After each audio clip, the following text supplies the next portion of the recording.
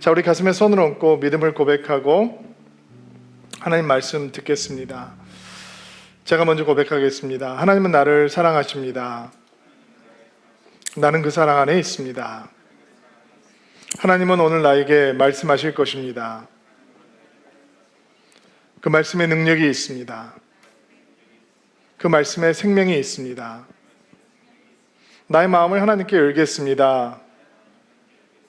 나의 생각을 예수님께 집중하겠습니다. 들은 만큼 변합니다. 들은 만큼 행복해집니다.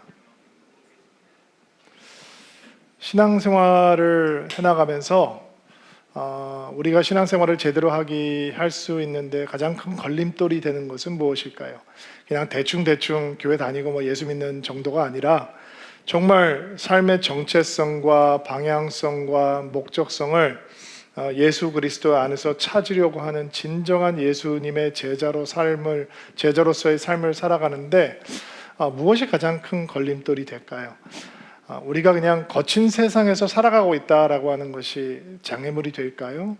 아니면 우리가 세상 속에서 경험하게 되는 그 세속화의 물결과 세속적인 세계관, 그것이 우리가 신앙의 길을 걸어가는데 장애물이 될까요? 또 세상에서 우리가 경험하게 되는 어떤 유혹들, 재물의 유혹, 쾌락의 유혹, 더 많은 명예와 권세를 가져보라고 하는 유혹, 이런 것일까요?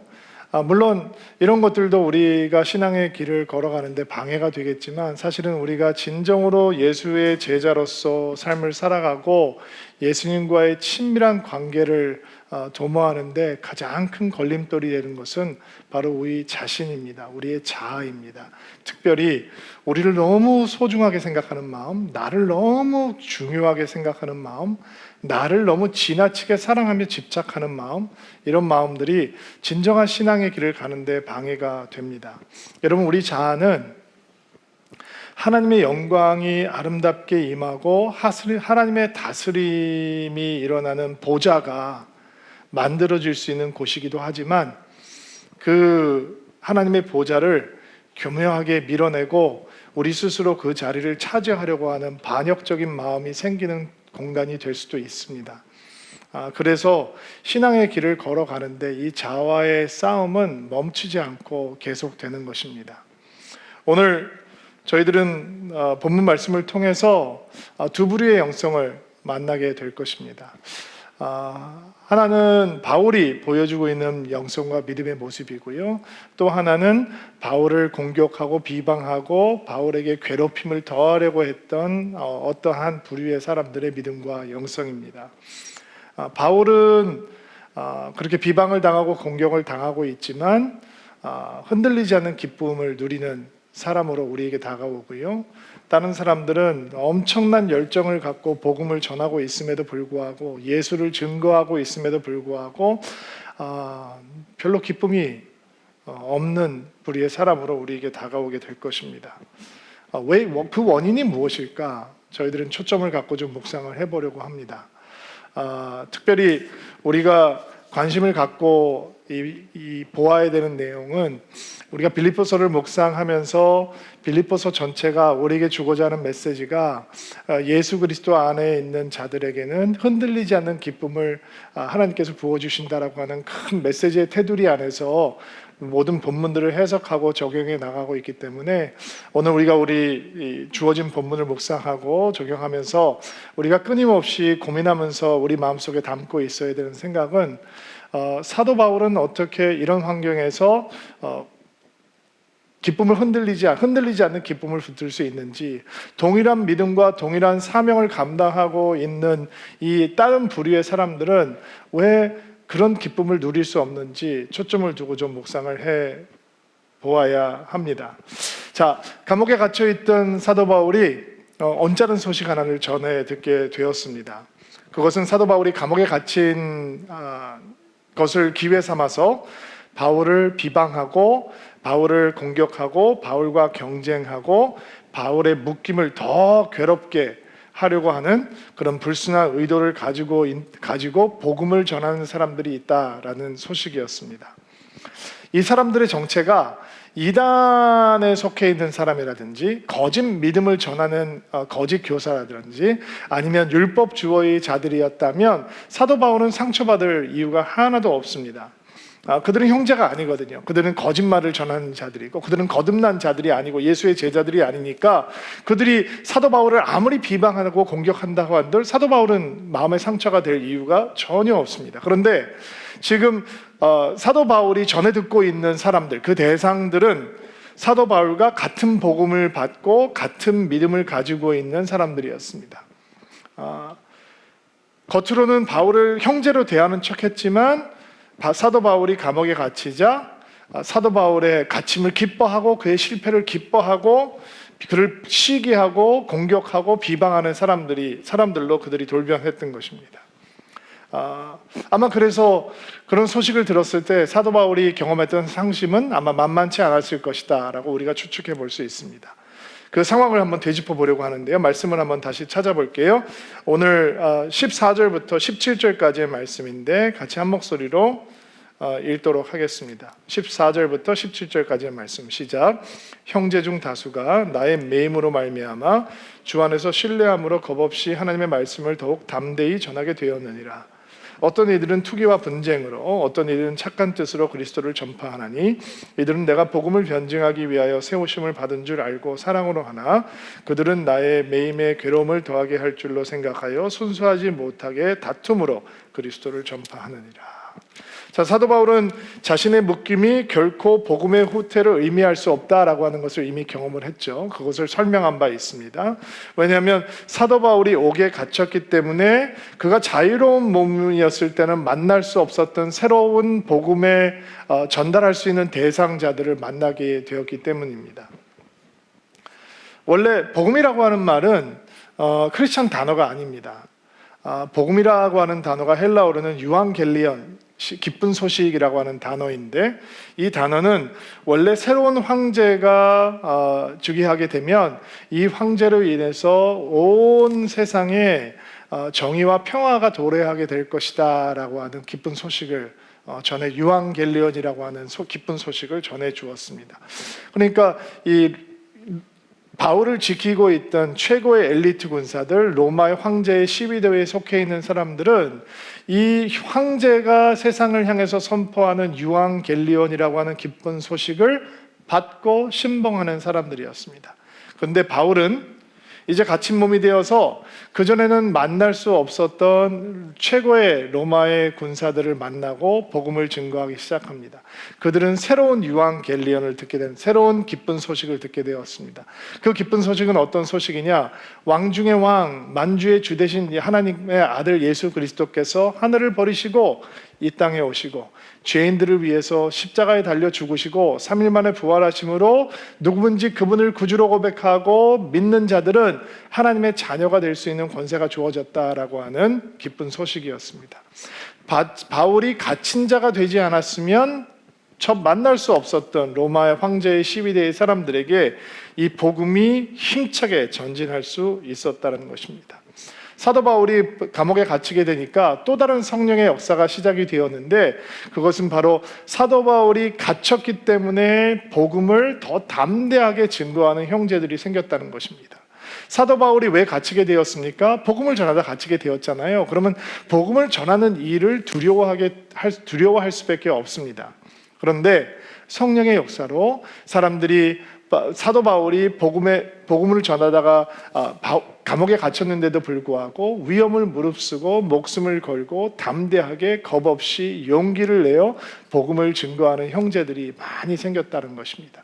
사도 바울이 자유의 몸이 되었을 때는 입을 다물고 있던 사람이었는데 사도 바울이 감옥에 갇히자 사도 바울이 복음을 전할 수 없으니 우리라도 복음을 전해야 된다라고 하는 마음으로 주님 앞에 헌신한 사람들이었습니다. 그런데 이렇게 주의 복음을 열심으로 증거하고 있는 무리들 가운데 두 가지 동기가 섞여 있다라고 하는 것을 사도 바울이 듣게 된 것입니다.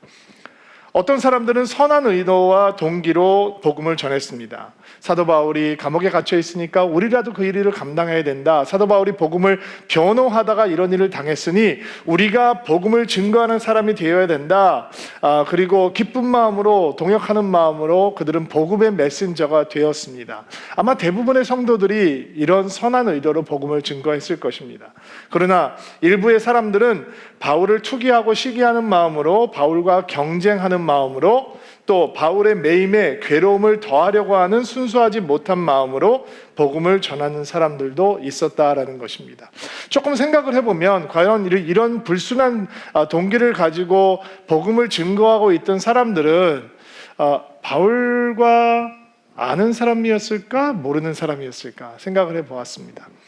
당시에 예수 믿는 사람들이 그렇게 많은 것이 아니니까 아마도 조금만 더 깊게 곰곰이 생각을 해보면 아마 대부분의 형제들은 바울과 이런저런 모양으로 연결이 되어 있는 형제들이 아니었을까 추측을 해볼 수 있을 것 같습니다.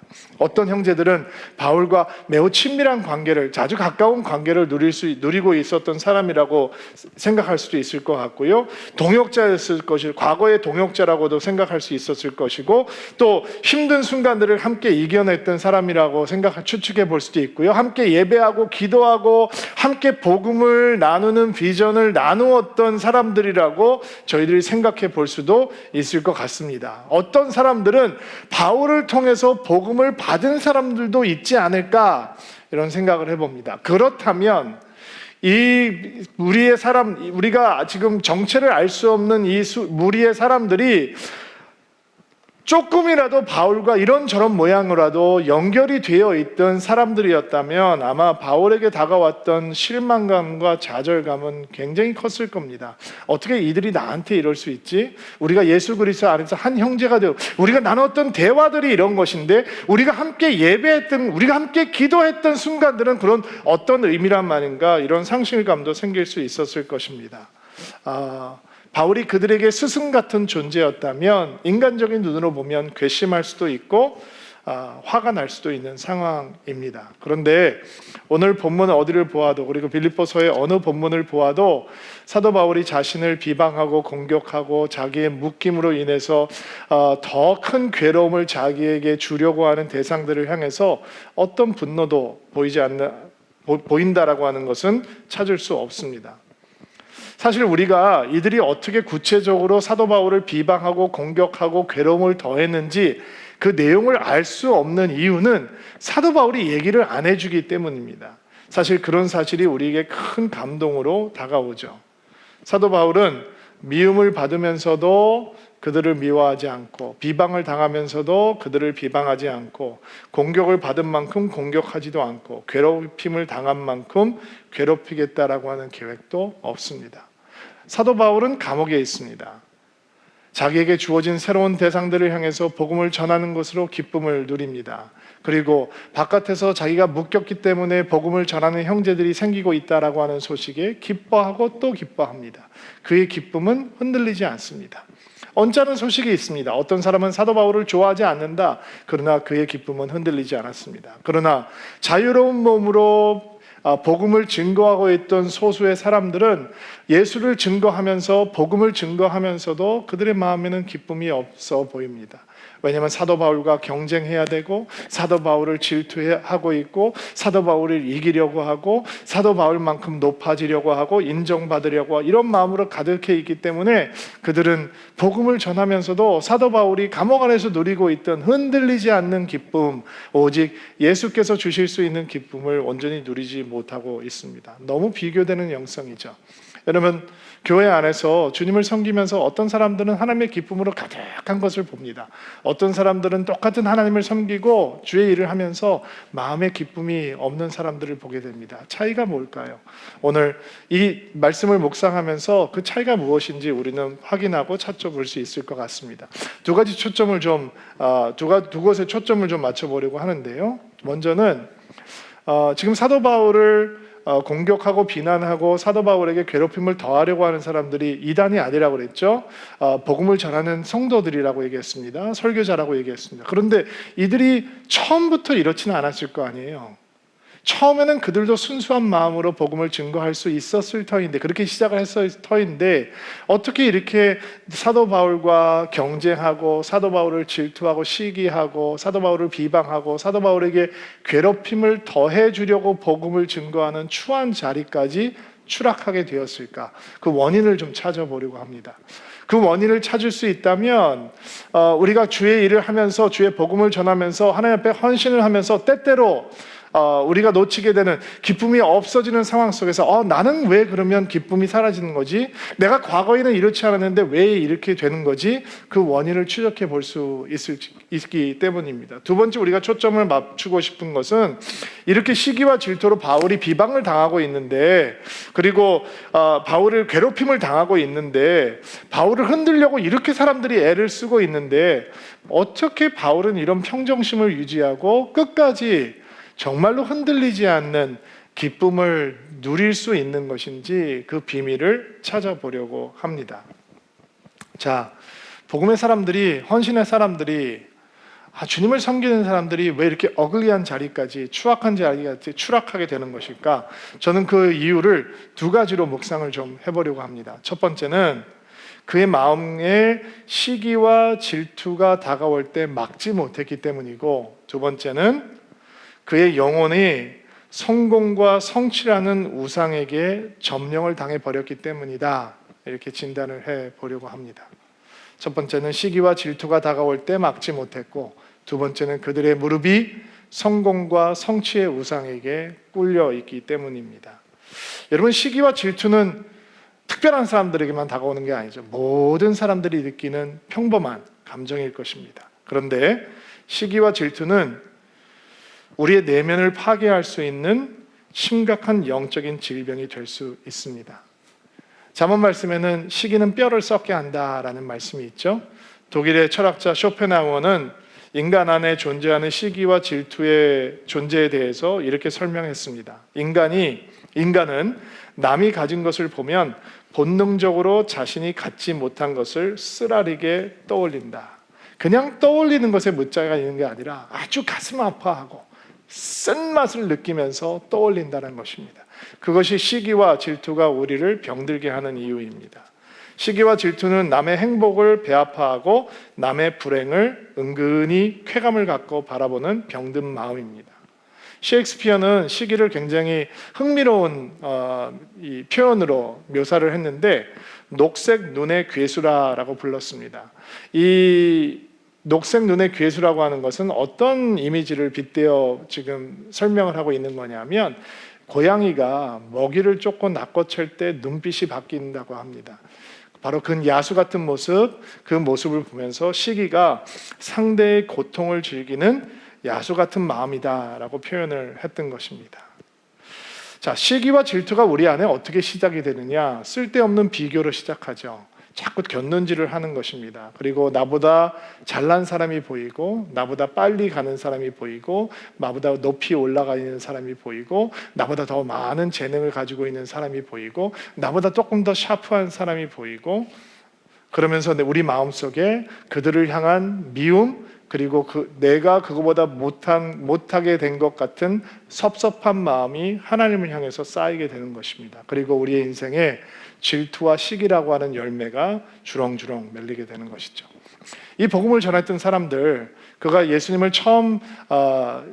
복음을 처음 접했을 때 그들의 마음은 얼마나 큰 감동이 있었을까요? 그것은 설명할 필요가 없을 것입니다. 우리가 느꼈던 감동, 우리가 느꼈던 감사, 그들도 누렸을 것입니다. 그들이 처음부터 그들의 마음 가운데 바울을 향해서 시기와 질투가 가득한 사람이었을 것이다 라고 추측하는 것은 무리가 있다고 생각합니다. 그러나 어느 순간부터 그들 마음 가운데 이런 쓸데없는 비교의 생각들이 들어오기 시작했을 것입니다.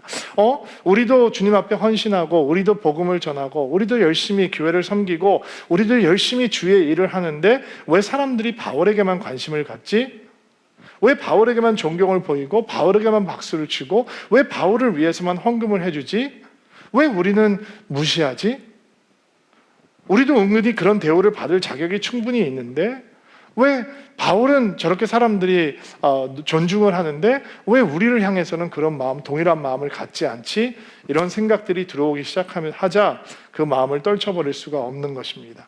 여러분, 사울 왕이 괜찮은 사람이었잖아요. 스스로 왕이 될 수 없다라는 것을 인정하고 겸손하고 그 자리를 피하고 싶어 했던 사람이었습니다.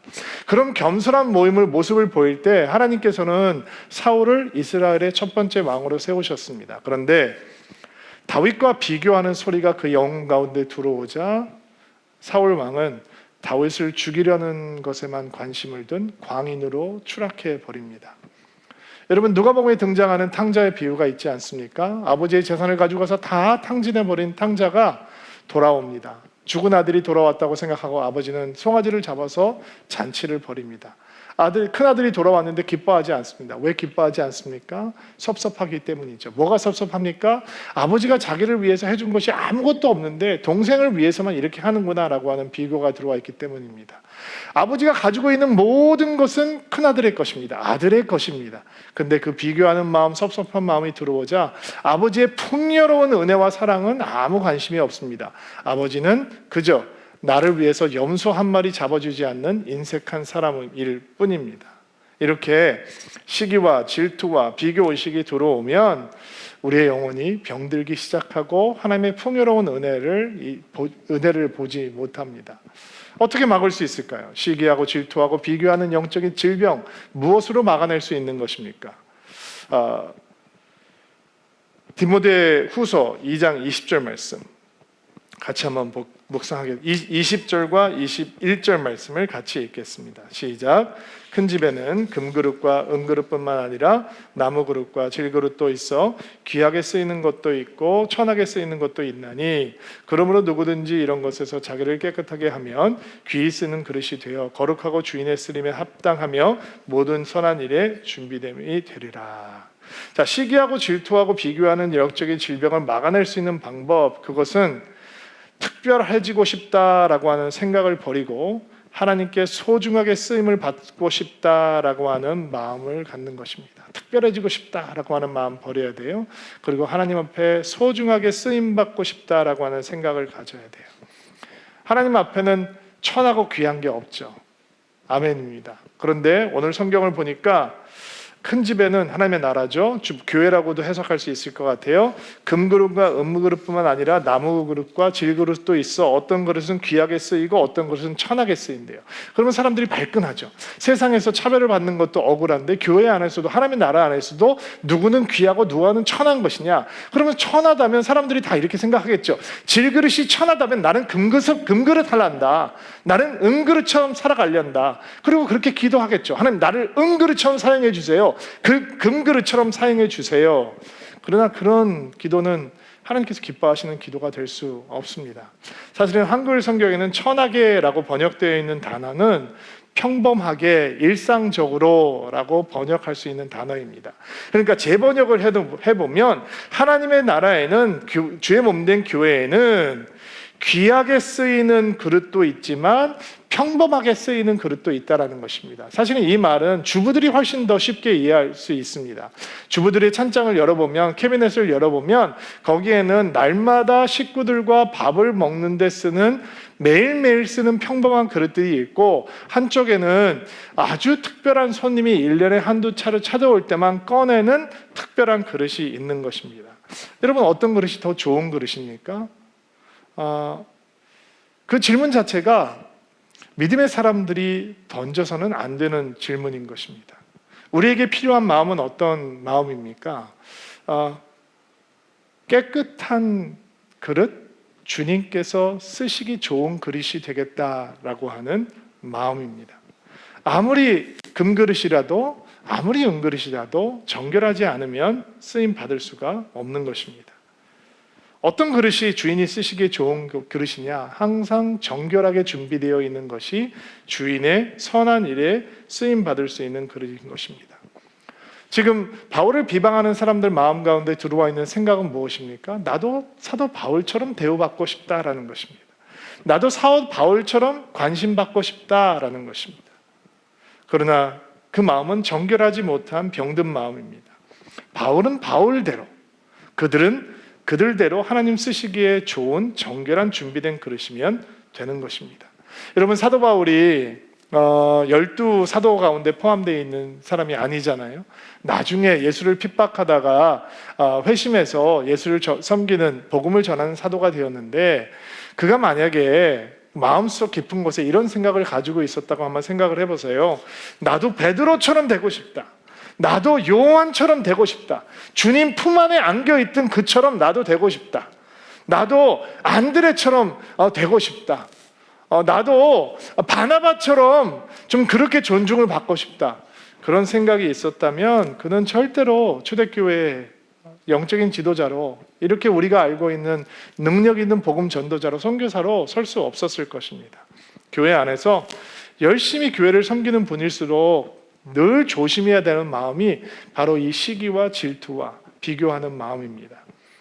교회를 섬기면서 마음속에 혹시라도 왜 우리 목사님은 저 사람만 좋아하지? 왜 우리 전도사님은 저 사람만 선호하지? 이런 생각이 들어오면 그 생각은 성령의 생각이 아닙니다. 바로 그 생각을 통해서 시기와 질투와 비교의 행이 우리 안에 들어오게 되고 우리의 마음이 망가지는 것입니다. 여러분, 쓰임 받을 수 있다는 사실에 감사할 수 있게 되기를 바랍니다.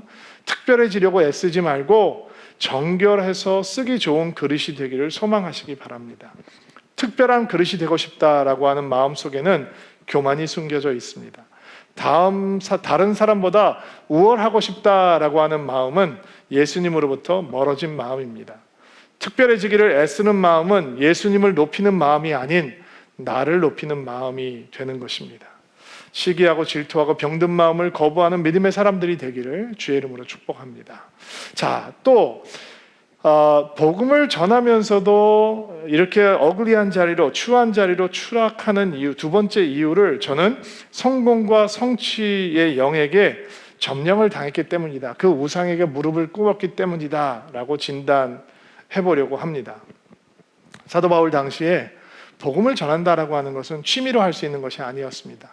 삶을 내놓고 하는 것입니다. 희생하면서 하는 것입니다. 복음을 전하다가 잡히면 상상할 수 없는 핍박과 박해를 당할 수 있기 때문에 정말 삶을 주님 앞에 드린다라고 하는 헌신이 없으면 복음을 증거하는 것은 쉽지 않은 일이었습니다.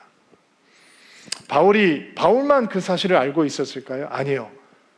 바울을 괴롭히기 위해서 복음을 증거하는, 바울을 공격에 빠뜨리기 위해서 복음을 증거하는 불순한 의도를 가지고 복음을 증거하는 이들도 그거를 충분히 알고 있었을 것입니다. 저는 그들이 처음부터 이렇게 불순했다고 생각하지 않습니다. 그들도 순수한 마음으로 복음을 증거하기 시작했었을 것입니다. 그러나 어느 순간 그들 안에 이런 생각이 들어오기 시작하는 것이죠. 예수님의 나라, 예수님의 교회, 이런 것보다 나의 명성을 높이고 나의 명예를 높이고 나의 영향력을 확대하고 나의 위상을 높이는 것이 더 중요해지기 시작합니다. 예수님 앞에 충성스러운 종으로 살아간다, 충성스러운 복음 전도자가 된다라고 하는 것보다 바울보다 더 성공적인 복음 전도자, 바울보다 더 존경받는 설교자, 바울보다 더 사람들에게 인정받는 사역자가 되기를 원하는 마음이 그들 안에 생기게 된 것입니다. 그들은 예수를 따라가지 않고 자신들이 이룰 수 있는 성공, 자신들이 이룰 수 있는 성취에 그들의 마음을 빼앗겨 버린 것입니다. 그러다 보니 복음을 전하면서도 그들은 이렇게 추악한 자리로 추락하게 되는 것입니다. 성공과 성취의 영에 우리가 붙잡히면 몇 가지 증상들이 우리에게 나타나기 시작합니다. 한번 돌아볼까요? 성공과 성취의 영이 우리의 마음을 점령해버리면 자꾸 우리 자신의 가치를 우리가 성취한 것들에 의해서 판단하려고 하는 우를 범하게 됩니다. 또 다른 사람들의 가치도 그들이 성취한 것에 의해서 판단하려고 하는 어리석음에 빠지게 됩니다. 그래서 현대인들은 학교 어디 나왔냐고 꼬치꼬치 캐묻는 거 좋아하고, 직장 어디 다니는지 판단하기 좋아하고, 집이 어디에 있는지 확인하기로 좋아하고, 그리고 나서 목사가 이런 얘기하는 것에 대해서 매우 민망하게 생각을 하는데 자기 자녀들까지도 비슷한 수준의 사람들, 하나님 보시기에 정말 너무 악한 일인데 비슷한 수준에 있는 아이들과 교제하기를 이렇게 만들어주는 어리석은 죄악을 범하게 되는 것입니다. 이게 성공과 성취의 영에 무릎을 꿇은 인생의 모습입니다. 성공과 성취의 영에 사로잡히면 성공이 자기 자신이 가장 중요하고 가치 있는 존재라고 하는 것을 증명하기 위한 도구가 되어버립니다.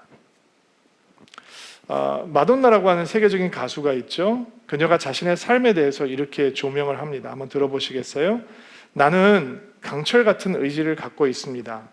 무엇인가가 부족하다는 끔찍한 공포를 이겨내기 위해 언제나 내 모든 의지를 쏟아 부었습니다. 그 순간을 한 차례 넘기고 나면 내가 특별한 사람임을 깨닫지만 그런 다음 또 다른 무대에 서면 내가 평범하고 시시한 사람이 된 것 같다.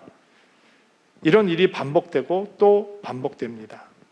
고만고만해질지 모른다는 끔찍한 공포심이 내 인생을 움직이는 힘입니다. 언제나 공포가 나를 몰아붙이고 또 몰아붙입니다. 나는 이미 대단한 사람이 되었건만 여전히 대단한 사람임을 증명해 보여야 한다고 생각합니다. 이런 나의 투쟁은 끝난 적이 없었고 앞으로도 절대로 끝나지 않을 것입니다. 자신이 성공과 성취를 통해서 자기가 가장 중요하고 가치 있는 존재라고 하는 것을 증명해 보이는 삶을 살아가기 시작하면 그것은 공포이다 라고 마돈나의 인생을 본 팀 켈러 목사님이 진단하였습니다.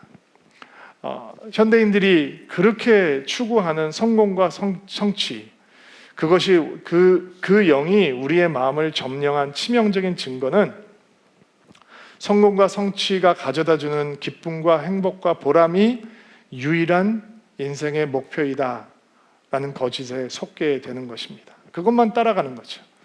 그것 말고는 의미가 없다 이렇게 생각하게 되는 것입니다. 닉슨 대통령을 보좌하던 척 콜슨이라고 하는 보좌관이 있었습니다. 미국의 최고의 권력의 중심에 있던 사람인데 그가 닉슨을 재선시키는데 막대한 공을 세우게 되고 그리고 그 때문에 더 많은 권력을 누리는 사람이었습니다. 그의 냉정함에 대해서 사람들이 평가를 했는데 자신의 할머니라도 짓밟고 갈 수 있는 사람이다라고 그에게 평가를 했다고 합니다. 그런데 워터게이트 사건이 터지게 되고 그 워터게이트 사건의 주도 인물이었던 척 콜슨을 향해서도 수사가 조여오기 시작하자 감옥에 가는 것을 피할 수가 없다라고 하는 것을 알게 됩니다. 그동안 누려왔던 모든 것, 그의 성공, 그의 성취, 그것 때문에 누렸던 기쁨, 만족, 행복, 보람 이런 것들이 연기처럼 사라질 수 있는 순간이 다가오고 있었던 것입니다. 그리고 그는 평소에 친하게 지내는 한 친구를 통해서 예수 그리스도를 향한 믿음을 소개받게 되고 C.S. 루이스가 쓴 순전한 기독교라고 하는 책을 통해서 복음을 접하게 됩니다. 그 안에 있던 교만함의 모습을 낱낱이 그 책을 통해서 파헤치게 되는 것이죠. 그리고 자신의 삶을 그리스도께 드리고 회심의 순간을 맞이하게 됩니다. 그리고 그는 감옥에 들어가서 감옥 생활을 하게 됩니다. 그런데 예수를 만났던 척 콜슨은 감옥에서 나온 뒤에 수감자들에게 복음을 전하기 위한 프리즌 펠로우십이라고 하는 선교단체를 만들고 세계에 있는 감옥에 갇힌 자들에게 복음을 전하는 인생을 살게 됩니다. 2020년 4월 21일 80세의 나이로 주님의 부르심을 받고 소천하게 되는데 천국을 가게 되는데 어느 누구도 그의 인생을 마지막으로 조명하며 그는 자신의 할머니라도 짓밟고 갈 수 있는 냉정한 사람이다라고 그의 인생을 판단하고 마감해 주지 않았습니다. 대신 척 콜슨이 존경했던 네덜란드 신학자 아브람 카이퍼의 말을 기억하면서 그의 인생을 조명해 주었다고 합니다. 바로 이런 말씀입니다. 인간의 존재의 전 영역 가운데 모든 것들의 주권자 대신 그리스도께서 내 것이다, 내게 속했다라고 주장하지 않으시는 부분은 단 1제곱센티미터도 없다라고 하는 말씀입니다. 사람들은 성공과 우상에 사로잡혀 있던 척 콜슨을 감옥에 넣었습니다. 범법 행위도 주저하지 않는 사람이었기 때문입니다. 그러나 모든 것을 주님 앞에 드리고 세상이 주는 성공과 성취가 아닌 예수 그리스도를 따라가는 삶이 되었을 때 사람들은 그를 향해서 예수께서 주장하지 않는 그의 인생의 부분은 단 1제곱센티미터도 없다라고 하는 인생으로 그의 인생을 마무리할 수 있었습니다. 여러분, 무엇이 성공한 인생이라고 여겨집니까? 저는 지금 여러분에게 예수를 믿는 사람들이 세상에서 성공과 성취를 경험해서는 안 된다라고 하는 말을 하려는 것은 아닙니다.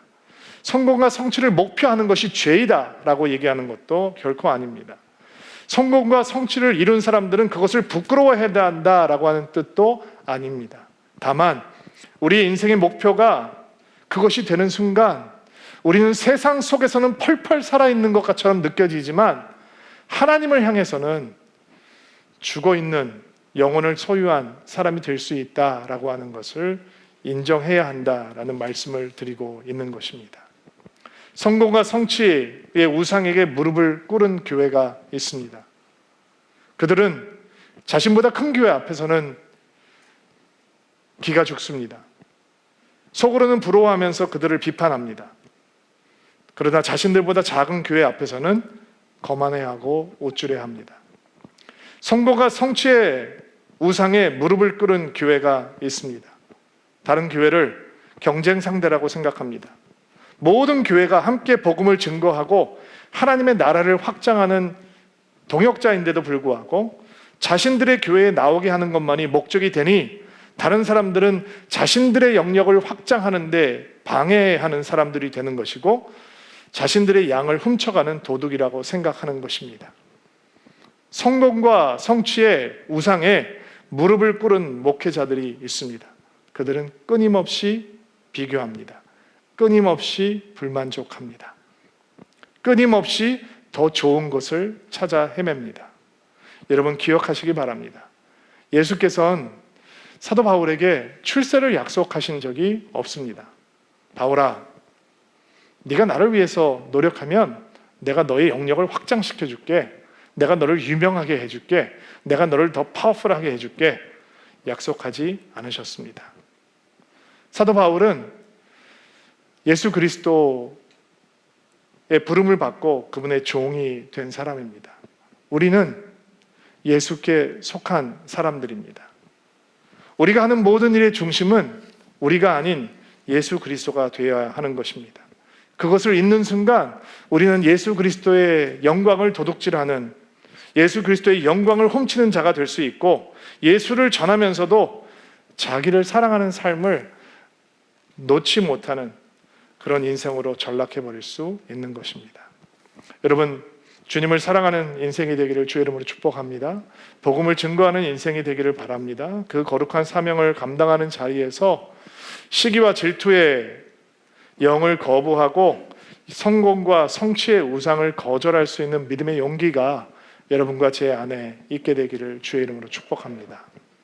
오늘 말씀의 결론적으로 묵상하고 싶은 내용은, 사도 바울은 이런 사람들의 비방을 듣고 공격을 당하고, 그리고 사도 바울을 이렇게 괴롭히는 사람들 앞에서 어떻게 이런 평정심을 유지할 수 있는 것인가, 그리고 어떻게 이런 기쁨을 유지할 수 있는 것인가 묵상해 보려고 하는데요. 18절 말씀을 같이 한번 읽어보겠습니다.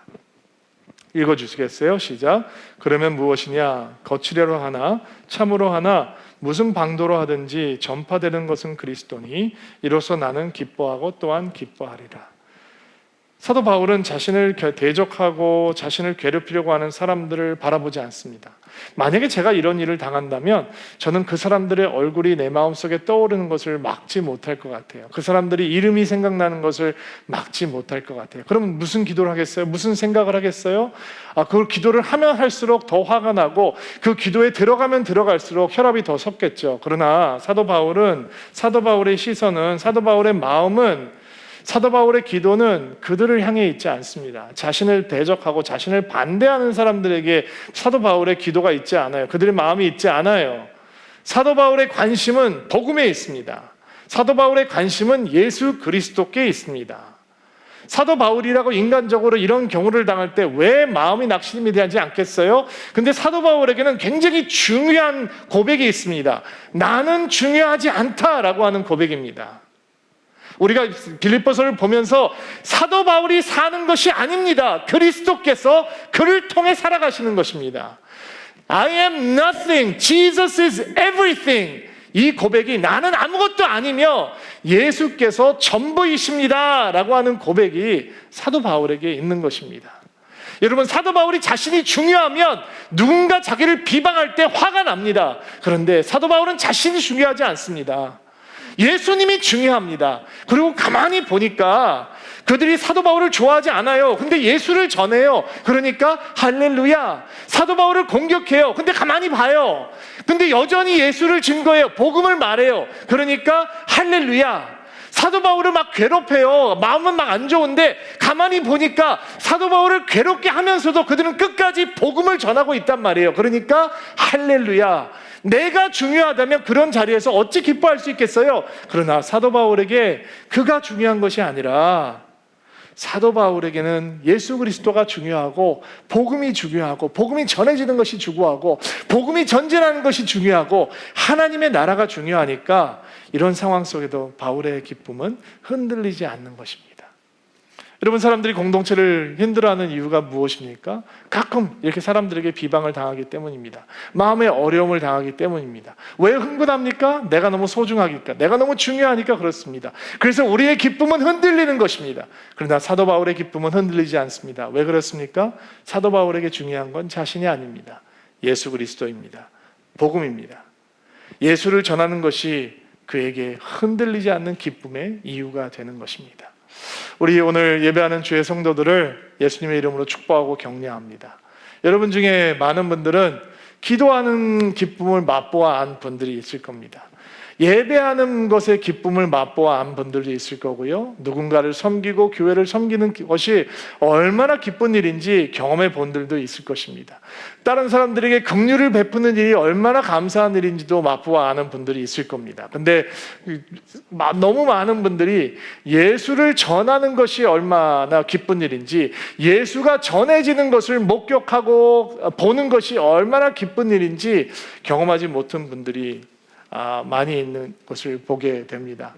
여러분, 격려하고 축복하기는 사도 바울이 복음이 전해지는 것을 보면서 기뻐할 수 있었던 바로 그것, 바로 사도 바울의 그 믿음의 영성의 모습이 오늘 예배하는 여러분 가운데 깊이 뿌리내는 은혜가 있게 되기를 바랍니다.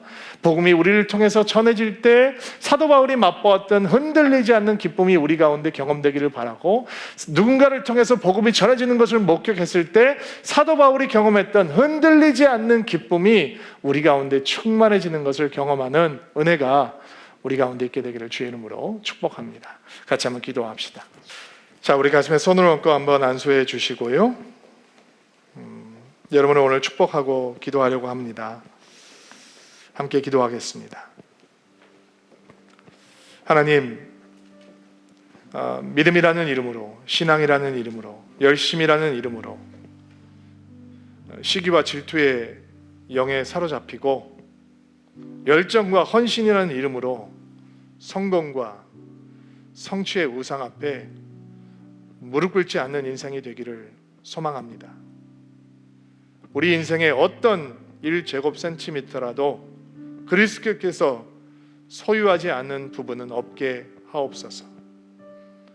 우리 인생의 모든 것이 예수의 것이 되게 하옵소서. 하나님, 바울은 그리스도께서 전해짐을 보며 기뻐했습니다. 자신은 욕을 먹고 오해를 당하고 비난을 받고 공격을 받는데 사도 바울은 여전히 기뻐하는 것을 우리가 봅니다. 그리고 그의 눈은 그를 괴롭게 하는 자에게 있지 않음을 목격합니다. 사도 바울이 복음의 전진을 보며 기뻐하는 것처럼, 예수 그리스도의 복음이 전해지는 것을 보며 기뻐하는 것처럼 예수를 전하는 기쁨을 우리에게 가르쳐 주옵소서. 복음을 전하는 기쁨을 배우게 도와주옵소서. 저희들에게 예수를 전하는 용기를 심어주시고 예수님을 말할 수 있는 담대함을 심어주시고 그래서 예수님이 우리를 통해서 전해지는 것이 우리의 흔들리지 않는 기쁨이 되게 하옵소서. 복음이 전해지는 것이 우리의 기쁨의 이유가 되게 도와주시옵소서.